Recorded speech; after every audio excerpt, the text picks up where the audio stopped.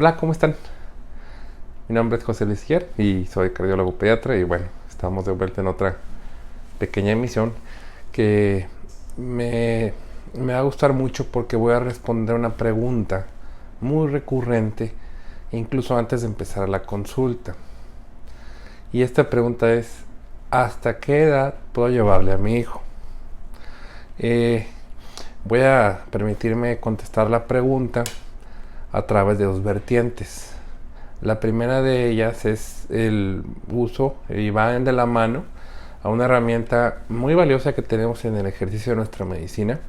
Nuestro modelo actual de enseñanza está muy apegado a la evidencia, de manera que la bioestadística es una herramienta fundamental para llevar a cabo bien nuestro trabajo.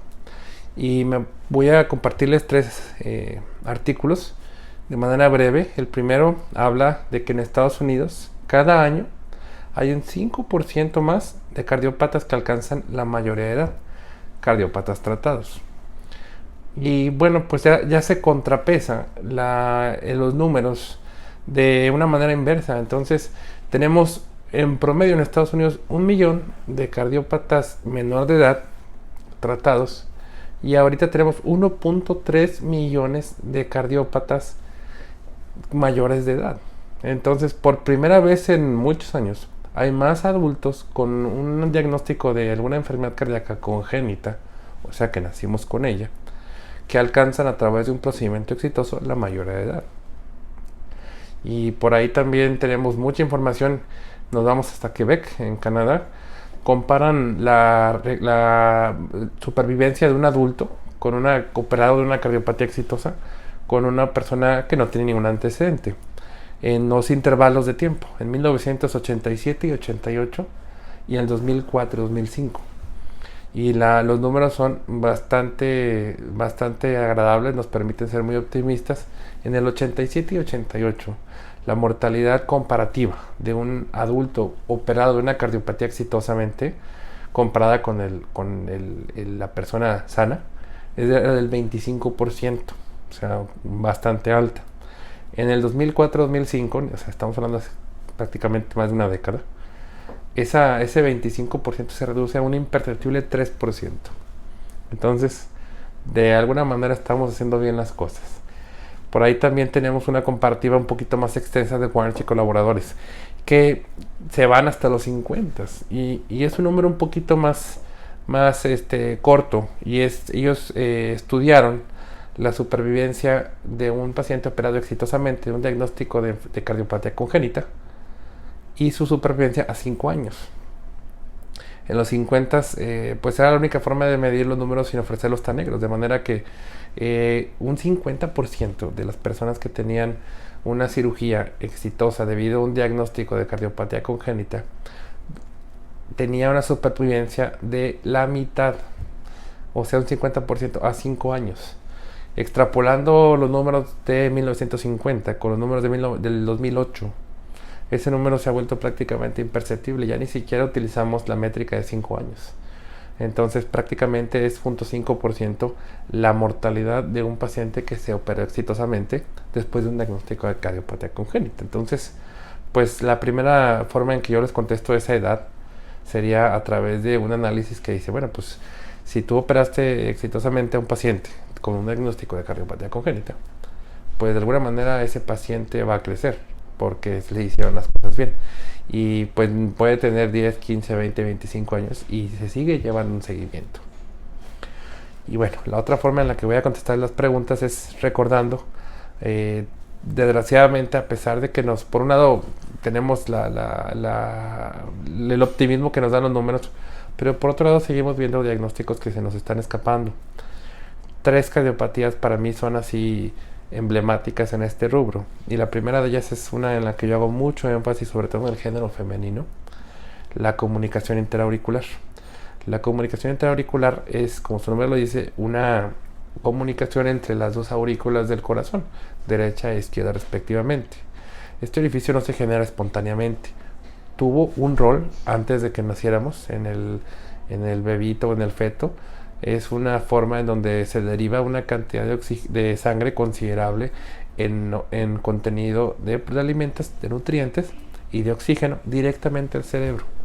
Es una especie como de bypass o puente que asegura que el cerebro, que es el órgano que más sangre rica en oxígeno y nutrientes necesita por encima de todos los demás órganos, tenga esa porción privilegiada.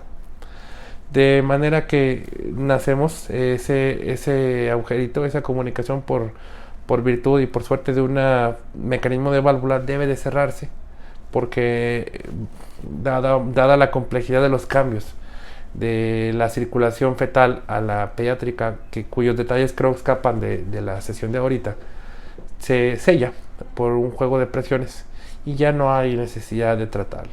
Sin embargo, hay un porcentaje de pacientes, mucho más en el género femenino que en el masculino, que persisten con esta comunicación. Y dado que las coaurículas manejan presiones muy parecidas, no hay una repercusión muy evidente en los primeros años. Y me toca ver que pacientes con 15, 16, 20 años tienen una comunicación intraauricular con síntomas sutiles que de alguna manera sobrellevan en su rutina, que son fatiga, cansancio, palpitaciones, mareos. Incluso hay una complicación muy delicada en los pacientes que tienen comunicación no detectada, que es una embolización paradójica, que habla sobre cómo un émbolo del sistema venoso puede migrar de manera muy peligrosa al cerebro. Entonces son riesgos latentes que debemos de poner mucha atención, y cualquier síntoma relacionado a fatiga, a un deterioro en la capacidad de hacer ejercicio de nuestra vida diaria, debe ser tomado en cuenta.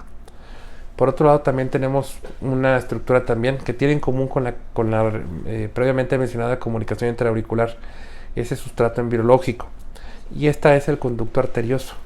El conducto arterioso es una estructura, de nuevo, funciona como un bypass prenatal entre dos arterias que salen del corazón, la arteria pulmonar y la arteria aorta. Tienen dos funciones muy diferentes, pero en virtud de una optimización de entrega de oxígeno y nutrientes al cerebro, ese puentecito que es el conducto arterioso funciona para facilitar el acceso a las arterias cerebrales. Nace el bebé por muchos fenómenos bioquímicos, entre ellos la respiración y el oxígeno que asimila el bebé al nacer. Está programado y diseñado para que el conducto se cierre. En pacientes que por circunstancias ambientales, por ejemplo los pacientes que viven a alturas mayores como en la Ciudad de México, tienen un nivel más bajo de oxígeno ambiental y se asocia a un aumento muy importante de conducto arterioso persistente. Estos pacientes tienen síntomas muy parecidos a los de la comunicación intraauricular: fatiga, mareos, cansancio, sueño, infecciones muy recurrentes. Esto es muy importante. Niños con infecciones recurrentes, mareos, y que llegan incluso a desarrollar neumonías, complicaciones que no suelen ser comunes. Es importante descartar que no tengamos alguna cardiopatía subyacente que nos esté complicando. Y la tercera y más común, creo yo, de las cardiopatías omitidas que deben de ser diagnosticadas de manera prenatal es la coartación de la aorta. La aorta es una arteria que emerge del lado izquierdo del corazón. Es la que sale el mayor contenido de sangre en mayor contenido de oxígeno y nutrientes después de un proceso de filtración a través de los pulmones a todo el cuerpo. La aorta tiene, en el contexto de la coartación, un segmento que puede ser desde muy pequeño hasta muy extenso de la aorta, donde se disminuye muy súbitamente el calibre. Entonces el ventrículo izquierdo está forzado a trabajar mucho más de lo que le corresponde para atravesar, a través del aumento de la presión en la sangre, a través de ese pequeño segmento que está disminuido de calibre. También el corazoncito, yo siempre lo he dicho, es muy orgulloso para admitir que no puede. Tiene una etapa de compensación de falla cardíaca que puede durar años. Entonces estos pacientes desarrollan un cuadro muy característico donde erróneamente se consideran hipertensos y se manejan como hipertensos cuando lo que está pasando es que hay una diferencia de presión antes y después de ese segmento que está limitado. Si tomamos la presión en los brazos, va a salir alta porque está reflejando el esfuerzo del ventrículo izquierdo, y si tomamos la presión de las piernas va a salir bajísima porque esa zona cerrada tiene un efecto de constricción como una represa. Entonces llega muy poquita sangre a las piernas. Es importantísimo considerar este tipo de cosas. Entonces, si volvemos a la pregunta inicial, ¿cuándo debemos de ver a un cardiólogo pediatra? Creo que el factor menos relevante es la edad. Es muy importante hacerle caso a los síntomas, que podemos presentarlos desde el primer año de vida, o incluso el primer día de vida, hasta la segunda o tercera década. Yo les pido que para cualquier información o duda que tengan sobre lo que mencioné,